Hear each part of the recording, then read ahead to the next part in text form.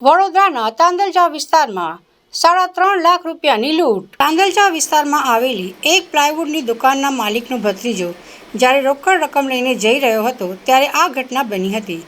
કિસ્મત ચોકડીથી મહારાજા ચોકડી તરફ જતા માર્ગ પર પાછળથી બાઇક પર આવેલા 3 લૂંટારુઓએ યુવકને આતર્યો હતો। ભોગ બનનાર યુવક એટલી હદે ગભરાઈ ગયો હતો કે તે કંઈ પણ બોલવાની સ્થિતિમાં નહોતો। યુવકના જણાવ્યા અનુસાર લૂંટારુઓએ પાછળથી આવીને તેને રોક્યો અને ડરાવી ધમકાવીને તેની પાસે રહેલી બેગ અને મોબાઈલ ઝૂંટવી લીધો હતો। ઘટનાની જાણ થતાં જેપી રોડ પોલીસ સ્ટેશનનો કાફલો તાત્કાલિક ઘટના સ્થળે દોડી આવ્યો હતો। હાઈવે અને આસપાસના તમામ માર્ગો પર નાકાબંધી કરવામાં આવી છે। પોલીસ અત્યારે આસપાસની દુકાનોના સીસીટીવી ફૂટેજ મેળવી રહી છે, જેથી લૂંટારુઓ કઈ દિશામાં ભાગ્યા છે તેની કડી મેળવી શકે। પરંતુ અહીં સવાલ એ ઊભો થાય છે કે પોલીસ ચોકીથી માત્ર 300 મીટરના અંતરે જો આવી ઘટના બનતી હોય તો સામાન્ય જનતાની સુરક્ષાનું શું? શું લૂંટારુઓને પોલીસનો જરા પણ ડર નથી રહ્યો?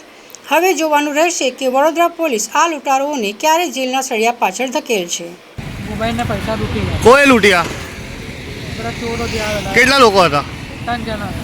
3 જણ? કયા રોડ પર? સનપાનમાં, આ રોડ પર જ સનપાનમાં। અચ્છા, કેટલા રૂપિયા હતા સાથે?